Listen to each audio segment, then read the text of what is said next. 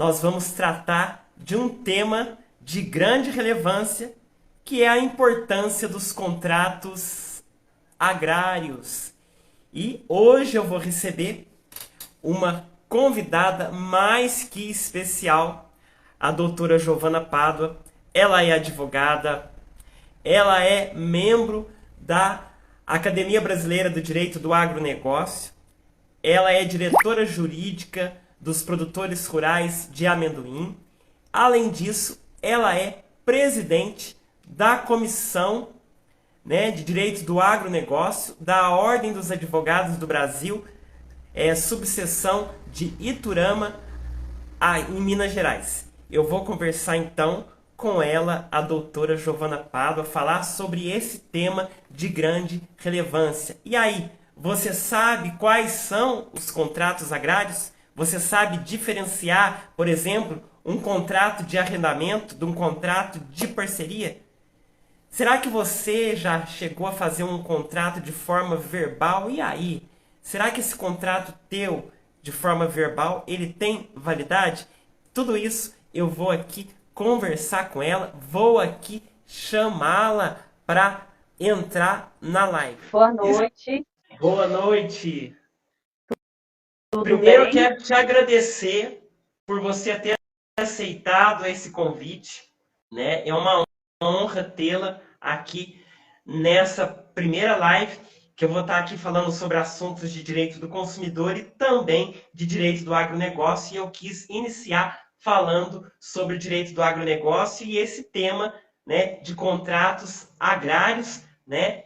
E eu quis aqui trazê-la para falar sobre esse tema, né, que é muito espinhoso para muitos produtores rurais que têm muitas dúvidas, que acham que precisam, que não precisam, muitas vezes, contratar uma assessoria jurídica, acha que vai lá em uma papelaria, preenche um formulário lá de contrato e está tudo certo, e acha que está assegurado dos direitos, e na realidade não é bem assim. Cada cultura, né, tem a sua característica, a sua peculiaridade, o seu prazo, e não é bem assim. Então, por isso, vamos aí tirar as dúvidas do pessoal, e eu quero então quero que você se apresente, fale um pouquinho de você, né? Tudo bem. Doutor João, eu quero começar agradecendo o convite. Para mim é motivo de muita honra estar dividindo essa live aqui com o senhor. Quero te parabenizar por esse projeto que começa hoje, que eu tenho certeza que vai ser sucesso. O nosso agro, os nossos produtores rurais, o negócio do agro brasileiro carece de informações. Muitos não sabem dos seus direitos e parabéns mesmo pelo projeto. O senhor já me apresentou. Não vou te chamar de senhor. Não dou conta. De maneira alguma, não me chame de senhor. Não dou conta. Você já fez essa breve apresentação. Eu sou advogada, membro da ABRADA, presidente da Comissão do Direito Agrário do Agro da minha cidade. Eu atuo exclusivamente no agro tem 15 anos. Acompanho uma família de produtores rurais de amendoim, de cana-de-açúcar. Eu estou ali com eles no dia a dia, passando pelos desafios, tentando antever os problemas, evitá-los. E é isso. E eu sou daqui de Iturama, de Minas Gerais, em Triângulo Mineiro. É uma cidadezinha próximo de Mineiro, né? A Uberlândia, Uberaba. E eu estou muito feliz e grata por estar aqui hoje com você para falar sobre esse assunto tão importante também para o agronegócio. Porque se a gente parar para observar, doutor João, toda a cadeia do agro, ela se inicia como? Através dos contratos, né? Sejam eles escritos, sejam eles verbais. Às vezes as pessoas questionam assim, falam assim, mas o produtor rural, ele tem fazenda, ele tem área própria, ele não precisa firmar um contrato, por exemplo, no caso de arrendamento, né? E muito pelo contrário, a maioria dos nossos produtores rurais não possuem área própria e por isso mesmo eles se veem obrigados a firmar esses contratos, seja de arrendamento, de parceria, de comodato. Os principais contratos agrários é o de arrendamento e parceria. Muitas pessoas e até muitos profissionais do direito fazem essa confusão, né, do que é contrato de parceria e o que é contrato de arrendamento. Qual ou quais as diferenças do contrato de parceria para o contrato de arrendamento? Certo. Você pontuou muito bem no começo, doutor João. E é o seguinte, não que, assim, só para complementar a sua fala, não que eles sejam os principais contratos agrários. A gente fala assim, que o contrato de arrendamento, de parceria, são aqueles contratos agrários típicos, ou seja, eles são especificados em lei. Então, a forma como eles devem ser, a receita deles está lá na legislação, que é o Estatuto da Terra, e o Decreto-Lei 59566. Essa legislação foi promulgada na década de 60, 64. E o que difere um contrato do outro? Que muita gente faz confusão, e até mesmo os produtores rurais, quando vêm a mim para poder celebrar um contrato, eles chegam para mim e falam assim, doutor, eu quero que a senhora faça um contrato de arrendamento para mim. E na hora que eu peço para ele sentar na cadeira e falar, e vou perguntar questões para, né, para esboçar esse contrato, ele começa a me colocar umas situações e eu falo assim, não, mas esse contrato que o senhor quer não é um contrato de arrendamento, é um contrato de parceria. E respondendo a sua pergunta, e que é motivo de dúvida para muita gente, o contrato de arrendamento é o quê? Eu vou arrendar de uma pessoa, eu vou alugar um imóvel rural ou parte dele, então pode ser um imóvel total ou apenas parcialmente, para que eu desenvolva alguma atividade agrária lá. E o que acontece? Por exemplo, se você tem uma fazenda, você é o arrendador e eu sou a arrendatária, e eu vou alugar, eu vou arrendar essa fazenda sua, eu vou te pagar aquele preço, seja um valor estipulado mensalmente ou anualmente, e independente dos riscos da minha atividade, por exemplo, eu vou plantar amendoim. Suponhamos que eu tenha tido uma perda de safra, porque por conta da estiagem, da seca, né? Vamos levar como exemplo a seca agora. E eu tive uma perda na minha produção, essa perda da minha produção em nada vai afetar o aluguel que eu tenho que pagar para você. Se a gente combinou que eu vou te pagar R$ 6.000 mensais, eu vou ter que te pagar os R$ 6.000 mensais, independente da minha produtividade ou não. Por outro lado, a parceria também um contrato agrário típico, que tem a sua previsão disposta em lei, e a pessoa vai alugar, vai fazer uma parceria com outra pessoa. A parceria, a gente fala que ela é uma sociedade. Por que ela é uma sociedade? Porque na parceria, o parceiro outorgante, o dono da terra, e o parceiro outorgado, que é aquele que está tomando a terra para si, eles vão fazer uma sociedade. E aqui eles vão partilhar tanto o lucro daquela atividade agrária, como também os riscos. E é isso que difere o contrato de arrendamento da parceria. Na parceria, o dono da terra recebe o aluguel, o arrendo, né, que a gente fala, independente do que aconteça com a produtividade do arrendatário. E na parceria, não, eles têm uma sociedade. Eles vão partilhar tanto os lucros daquela produção, como também os prejuízos.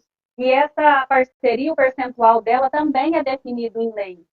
Como eu disse no começo, João, esses contratos agrários típicos que a gente vai ter esse bate-papo aqui hoje, que é o contrato de arrendamento e o contrato de parceria, o legislador, quando da promulgação dessas leis, o que o legislador quis fazer? Ele quis proteger aquele que não tem a terra, aquele que tem que alugar, que arrendar ou firmar uma parceria com outra pessoa para que ele possa desenvolver a sua atividade agrária. Eu costumo dizer que o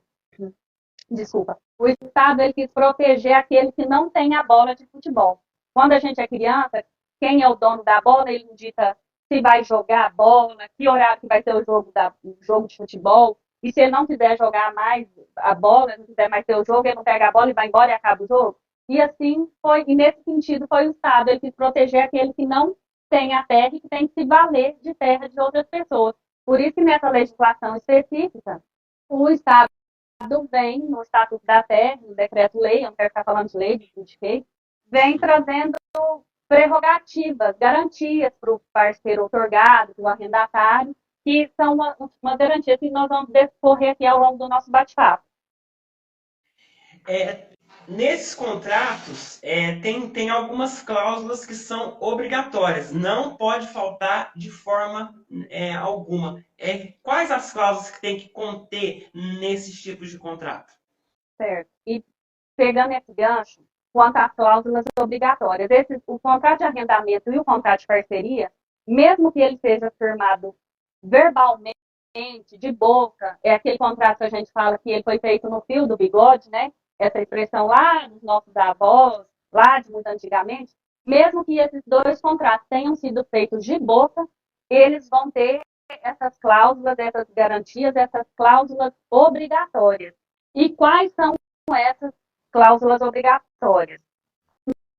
Nós temos, por exemplo, a hipótese da prorrogação automática do contrato. Por exemplo, usando como exemplo o que eu disse, você é o dono da terra, é o arrendador e eu sou a arrendatária. Se tiver um motivo de força maior, por exemplo, eu plantei amendoim e por conta de uma chuva excessiva, uma chuva muito grande, não para de chover, eu não consigo colocar o meu maquinário para colher esse amendoim.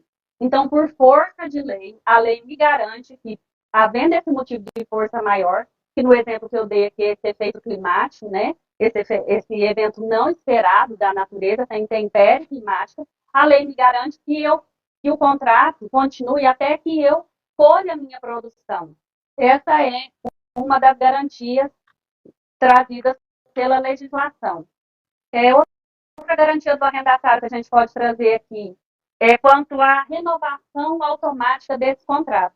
Mas aí você fala assim, doutora, mas ela mesmo, eu sou o dono da terra, eu não quero que o meu contrato seja renovado automaticamente. Então, nessa situação, a legislação vem, mais uma vez, ditar o que tem que ser feito para que o contrato não seja renovado automaticamente. E o que a legislação fala? A legislação fala assim, olha, o João que arrendou a terra para a Giovana tem que enviar uma notificação para ela com 6 meses de antecedência. Então, se a legislação fala que são 6 meses, pode ser com antecedência de 1 ano, de 7 meses, de 6 meses e um dia, desde que seja observada essa antecedência mínima de 6 meses.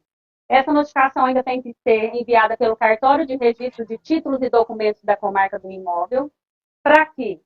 Para que você me oportunize para falar assim, Giovana, você tem interesse em continuar com a minha área, em continuar arrendando ou com essa parceria?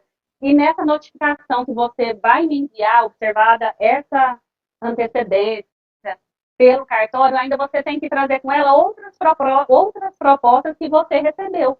E essas propostas ainda têm que ser autênticas, por exemplo.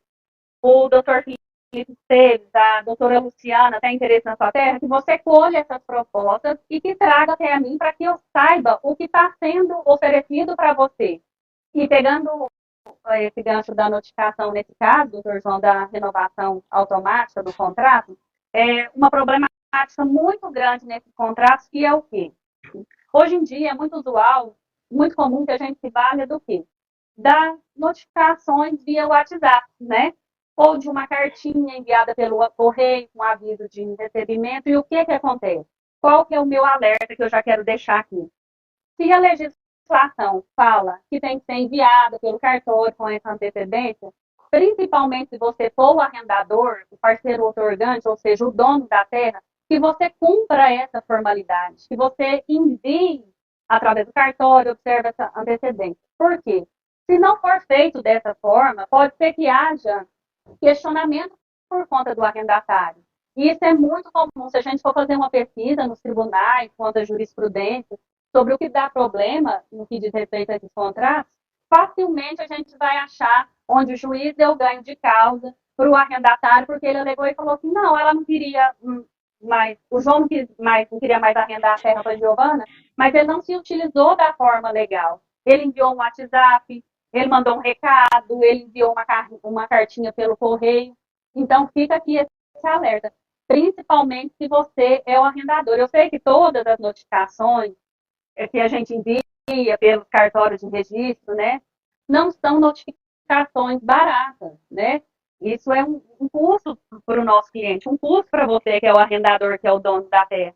Mas, nesse caso, o barato pode custar caro. Às vezes, você vai querer economizar para o seu cliente enviando um WhatsApp, uma cartinha pelo correio, e pode dar a chance do arrendatário ter aquele contrato renovado, e o mais importante, e que causa espanto, pelo mesmo prazo e pelo mesmo valor. Então, suponhamos que você tenha me arrendado a sua terra por, vamos colocar o prazo de 3 anos.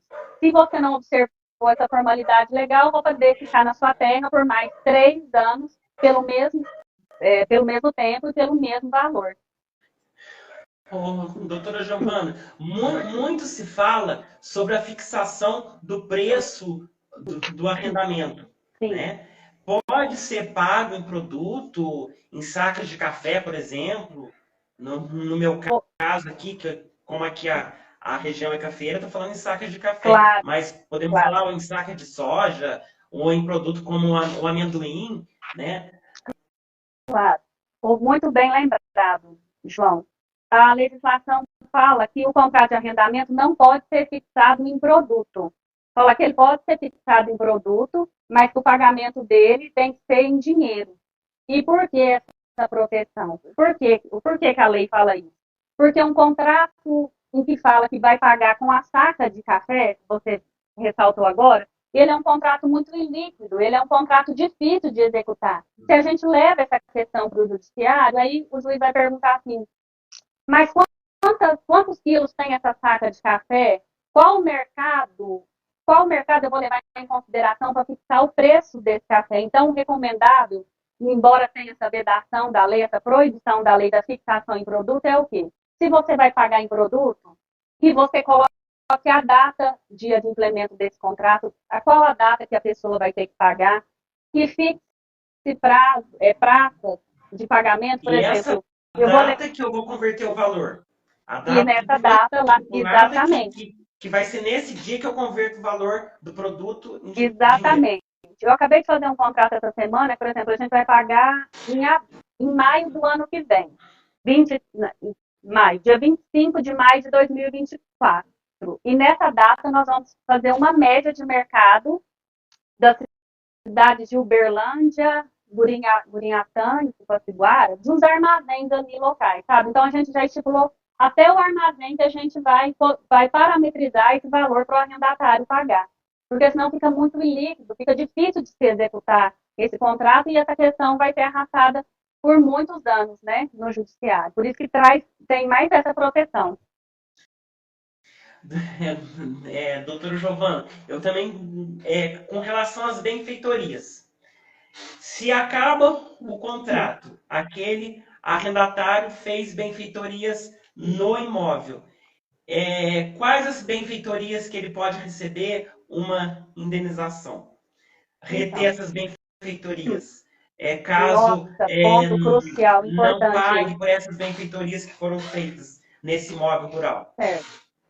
Então, doutor João, a legislação vem e fala que o arrendador, o dono da terra, vai ter que ressarcir as benfeitorias necessárias, que são aquelas para conservar o imóvel, né? Por exemplo, a pintura da casa sede, uma curva de nível, né? Que protege a proteção.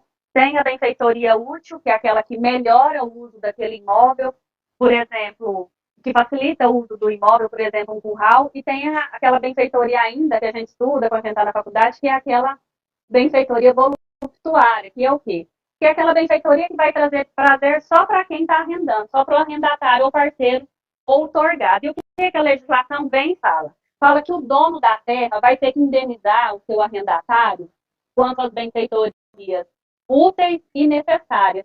E as benfeitorias voluptuárias, por exemplo, uma piscina, uma churrasqueira, somente se ele autorizou o arrendatário fazer. Por exemplo, se no nosso caso, vou levar até o final para ficar mais fácil para todo mundo entender e até para poder explicar.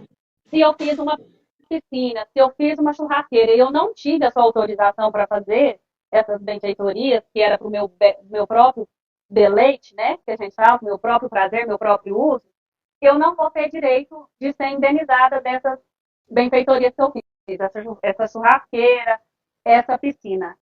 E, voltando ainda quanto às benfeitorias necessárias e úteis, caso eu tenha realizado esses dois tipos de benfeitorias na sua fazenda e ao final do contrato você não me indenizar, nós temos o quê? O chamado direito de retenção, que também é uma outra problemática dos contratos de arrendamento. Eu vou poder reter o imóvel, ou seja, eu vou poder ficar no seu imóvel até que você me indenize. E olha o problema que isso pode causar para você. Eu posso levar essa questão para o judiciário e o juiz vai falar, não, a Giovana tem o direito legal de ficar na propriedade do João até que ele indenize ela, a indenize pelos gastos que ela teve no imóvel.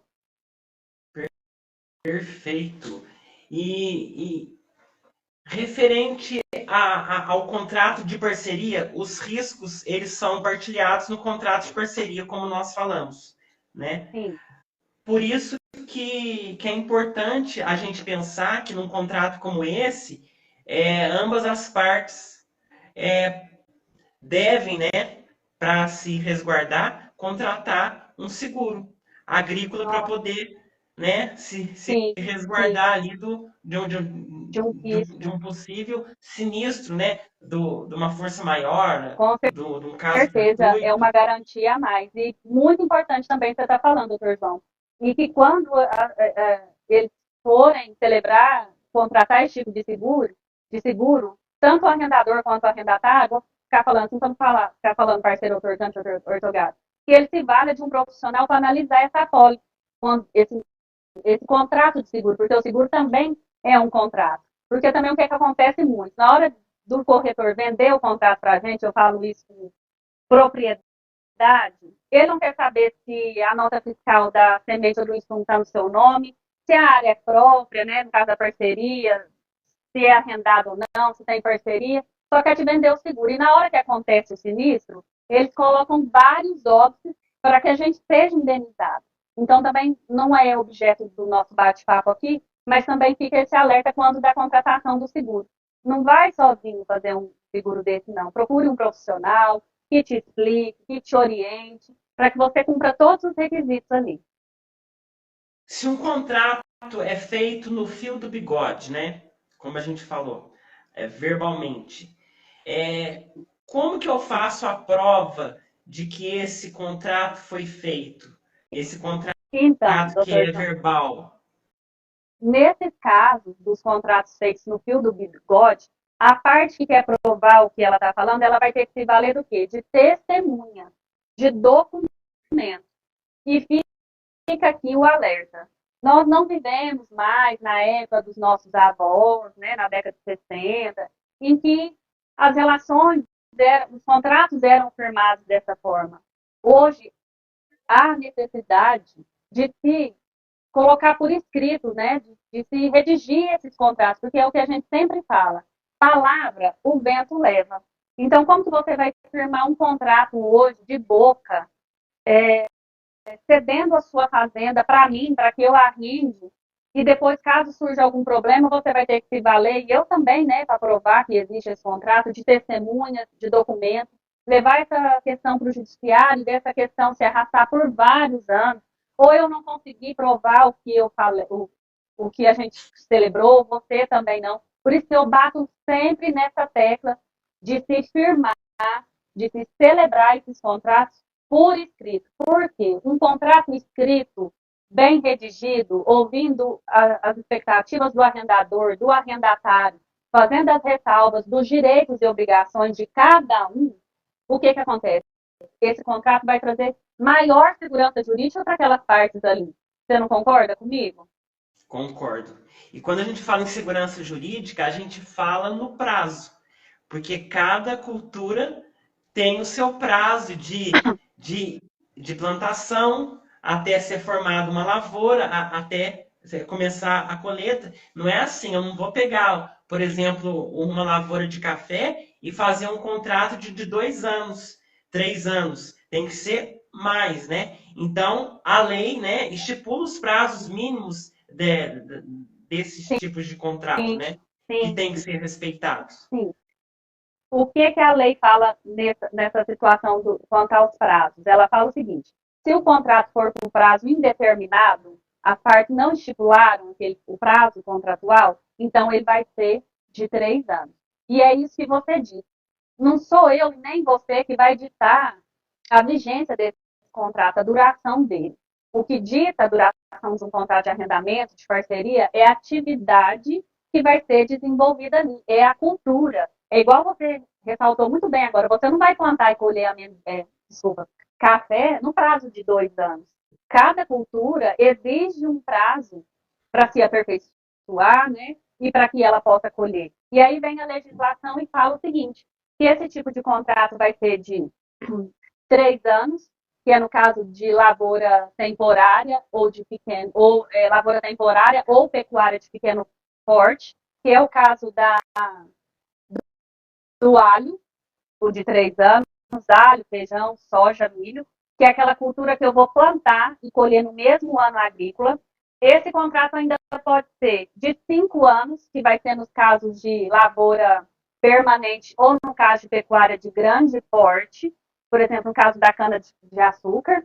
E esse contrato ainda vai poder ser de 7 anos, que é nos casos de exploração florestal, que é aquela cultura, aquele plantio que finda com a exploração comercial, que é no caso do açaí, do eucalipto. E essa, doutor João, é outra problemática muito grande nos contratos. Por quê?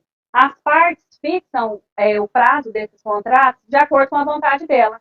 Mais uma vez, usando esse exemplo. Por exemplo, você tem que pagar uma parcela num banco, no custeio. Você precisa fazer um dinheiro rápido. Aí você tem aquele pedaço de terra ociosa ali, eu sou sua comadre, vizinha de terra, eu falo, João, me arrenda a sua fazenda por 2 anos. Aí você fala, eu estou precisando do dinheiro, eu vou arrendar para a Giovana por 2 anos. Aí ela me paga, eu pago o banco. E o que acontece? Isso é vedado pela lei. Caso eu queira, por exemplo, suponhamos que eu vou desenvolver, que eu vou plantar cana de açúcar lá. A lei me garante que eu fique na sua terra por 5 anos. Então, se passados os 2 anos você vai querer retomar sua terra, eu posso levar essa questão para o judiciário e falar, não, o contrato foi firmado por 2 anos, mas a atividade que eu estou desenvolvendo aqui é a cana-de-açúcar, e eu preciso ficar aqui de no mínimo 5 anos. E a lei vai me garantir esse direito. E esse é um outro ponto muito recorrente na questão dos contratos, das partes não observarem esses prazos estipulados em lei. Outra coisa que muito surge dúvida dos produtores rurais, de quem arrenda e de quem é o arrendatário, é na questão de vender a propriedade. Aí o proprietário que está adquirindo respeitar aquele contrato, para não dar prejuízo para o arrendatário, né? Então, Sim, até contrato de parceria mesmo, né? Aquele parceiro sair e querer vender e tal. Como sim. fica essa questão? Sim. Essa é uma outra garantia da legislação agrária, que é o direito de preferência do arrendatário, do parceiro otorgado na compra do imóvel. Se você, João, que arrendou sua terra para mim, tem interesse em vender a sua fazenda, o que você tem que fazer? Você tem que me notificar para que no prazo de 30 dias eu te responda falando se eu tenho interesse ou não em comprar a sua fazenda.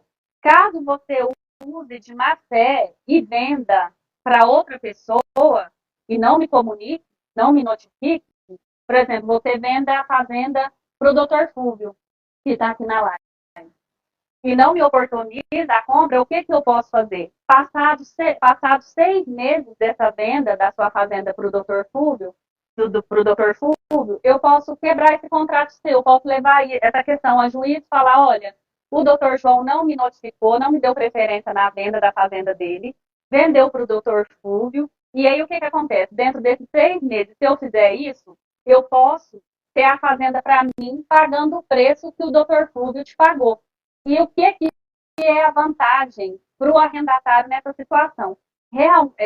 Geralmente, as pessoas lavram as escrituras de compra e venda por um valor menor do que foi o realizado, do que o verdadeiro, né? Para quê? Para pagar menos impostos, menos custas, emolumentos cartorários. Então, eu vou poder comprar aquela fazenda por um valor muito menor de mercado. A gente acha que essa situação não acontece. Até esses dias atrás, o Leonardo veio me contar uma situação dessa, de uma cidade próxima dele. No caso real, eram 2 irmãs, a arrendadora e a arrendatária. E uma irmã vendeu a fazenda sem notificar a outra e sem dar o direito de preferência de compra para essa irmã. E essa irmã descobriu. E, por exemplo, a fazenda foi vendida, na realidade, por acho que 1,5 milhão. E na escritura pública de compra e venda, eu acho que lavraram por 500 mil. O que aconteceu? Ela levou essa questão para o judiciário, depositou o valor, os 500 mil, que a outra pessoa tinha pago, e ela ficou com a fazenda para ela. Olha que loucura. Porque são umas situações assim que a gente acha que não acontece, né? E acontece sim, e dá muito problema.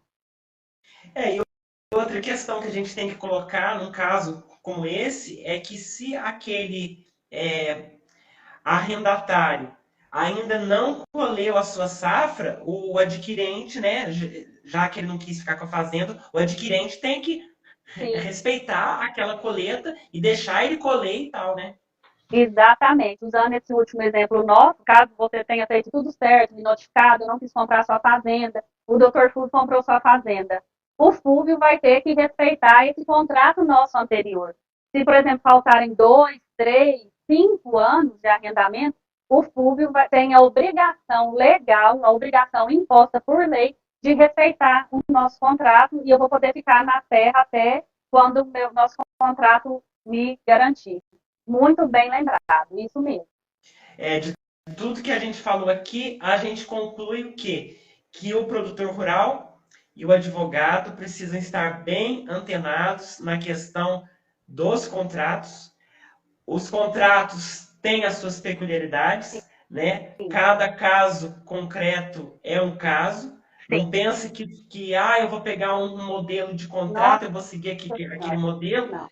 Pelo amor de Deus, não faça isso. Cada caso é um Minha caso, Nossa cada Senhora dos situação é uma contratos situação. agrários. Não faça isso. Não faça isso. Não pegue modelo de internet. Não pegue o contrato do seu vizinho de fazenda. Eu já peguei um caso desse, eu já contei, quem já assistiu live minha, que a pessoa pegou o contrato lá do vizinho da fazenda, só mudou os nomes das qualificações e deu um problema enorme para ele, porque o outro contrato era de 5 anos, o dele poderia ser só de 3 e causou um prejuízo enorme para ele. Quanto aos modelos de contratos, é o que eu sempre bato na tecla, na mesma tecla. Contrato de arrendamento, de parceria, contrato agrário, não é receita de bolo.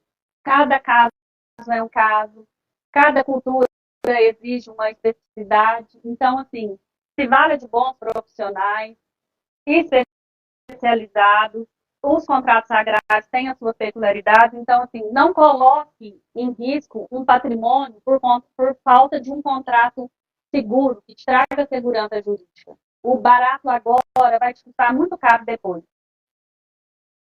Perfeito, perfeitas colocações. E a gente recebeu pessoas aqui na live, né? O Sim, Yasmin, a doutora Luciana está aqui conosco, né? Que também tem um projeto maravilhoso, né? maravilhoso. Direito Rural em Debate, todas as quartas-feiras, né? Sim. E, e, e nós recebemos várias pessoas aqui, só que parece que não tem perguntas, não surgiu nenhuma pergunta, somente comentários, E né? Eu caso creio surja que alguma dúvida depois, alguém que talvez a pessoa vá assistir essa live em outro momento, que fique à vontade para nos mandar, que nós teremos a maior satisfação em responder. Pode mandar depois, pode chamar no inbox, no Instagram, que nós responderemos todas. João, e deixa eu só falar de uma outra garantia que a lei traz para o arrendatário, para o arrendatário não, uma outra notificação, que é a questão da notificação de retomada do imóvel pelo arrendador. A gente não falou da notificação que o arrendatário tem a preferência na renovação do contrato? isso. E aí você tem que me notificar com 6 meses de antecedência. E o que, que acontece? Se você, arrendador, for retomar a terra para uso próprio ou de filho seu, você vai ter que também me notificar com antecedência mínima de 6 anos, 6 meses, 6 anos, 6 meses, através do cartório de registro de títulos e documentos da comarca do imóvel. Só que aqui nessa notificação não interessa as propostas de outras pessoas, mesmo porque elas não existirão, porque você vai retomar a terra para uso próprio ou de descendente seu.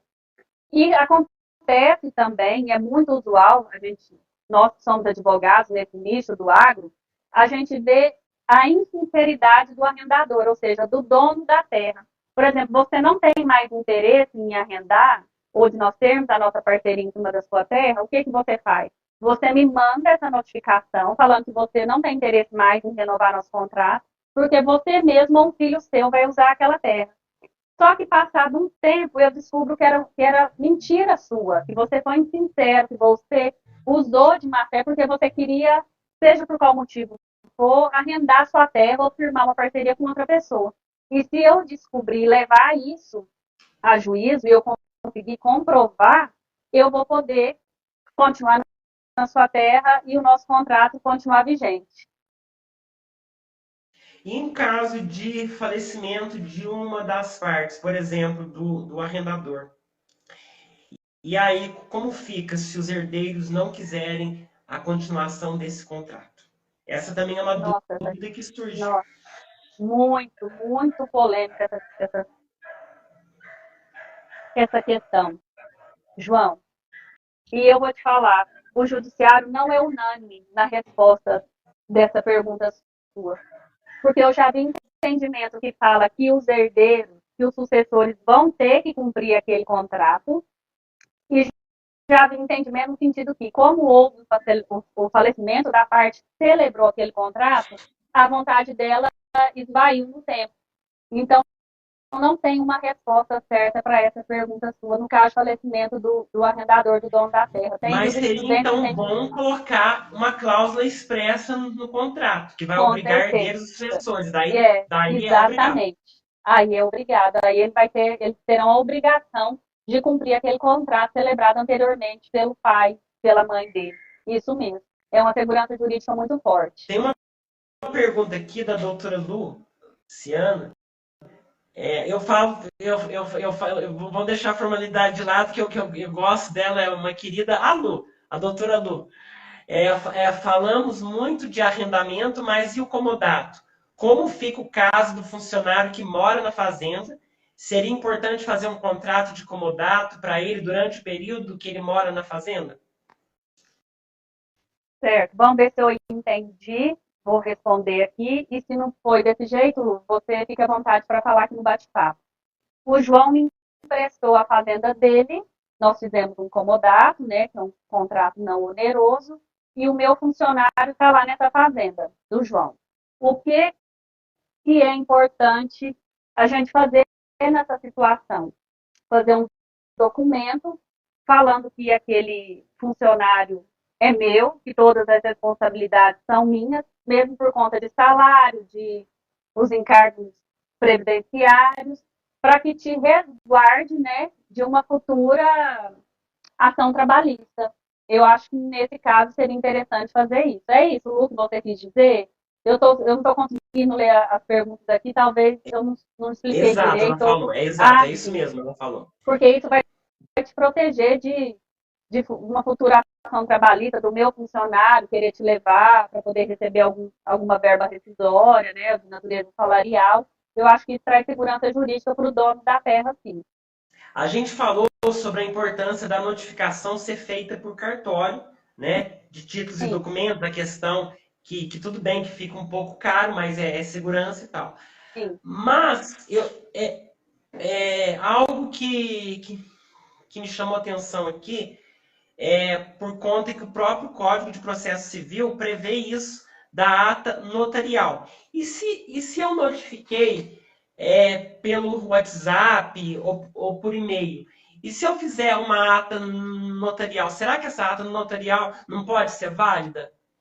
João. Eu Aí é sei que que é tá. uma questão aqui para Sim, jurisprudência, mas sim, é uma coisa que a gente tem que pensar. Se, se, sim. se pode ou não ser válido, se o tribunal pode aceitar ou não, o Poder Judiciário pode ou não aceitar um tipo de notificação, assim como a ata notarial. Certo. Qual que é a minha opinião dessa situação que você trouxe? Principalmente se eu estiver advogando pelo arrendador, ou seja, para o dono da terra. Eu não vou correr esse risco.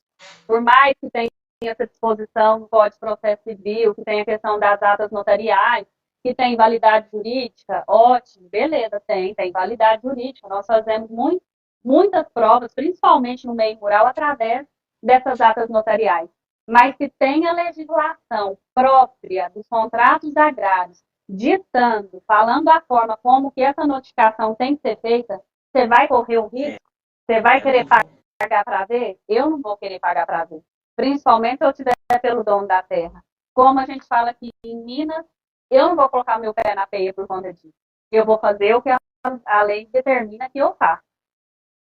Bom, eu eu acho que nós já esgotamos, né, todos os assuntos e questionamentos possíveis desses contratos agrários, né, que é o contrato de arrendamento, o contrato de parceria, questões aí que geram dúvidas para os produtores rurais, até mesmo para os advogados que atuam na área ou que não são muito familiarizados com o agro, né?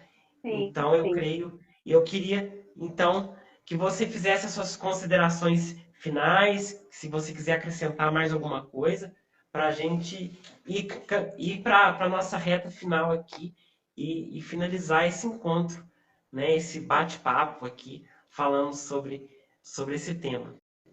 Tudo bem. Bom, as minhas considerações finais são: age sempre. Contrato não é receita de bolo. Não utilize contrato, não utilize modelo de contrato de internet. Se socorra de bons profissionais especializados na área. Não firme contratos de boca no fio do bigode. Nós não vivemos mais naquela época de antigamente. Traga segurança jurídica para o seu negócio. Proteja a sua propriedade através de bons contratos. Se você não é o dono da terra, se proteja também através de bons contratos que vai garantir que você consiga desenvolver aquela atividade que você se propôs. E é isso. E eu quero te agradecer imensamente mais uma vez, doutor João, pelo convite, pela oportunidade. Eu quero deixar aqui registrado o quanto eu te admiro como ser humano, como advogado, dizer que eu me inspiro muito em você e estar aqui com você hoje é motivo de muita honra. E caso alguém assista essa live depois, eu acredito que com certeza vão assistir, porque é um assunto muito importante. E se houverem dúvidas, que nos mandem, que nós teremos o maior prazer em responder. E muito obrigada por todos vocês que estiveram aqui conosco, pelo carinho de sempre. Obrigada de coração. Você também, eu te admiro muito. Você, além de uma profissional que você que eu conheci na Abrada, Academia Brasileira do Direito do Agronegócio, que é uma grande família, Sim, né? E eu te admiro como ser humano, essa pessoa, né, que tem uma luz, um brilho todo especial. Eu agradeço por você tá aqui nessa live e tal, e é isso. Te eu que agradeço demais. agradeço, de coração. Muito obrigada. Então é isso aí, pessoal. Um grande abraço para todos, boa noite e até os nossos próximos encontros aqui. Até mais. Tchau, tchau. Até.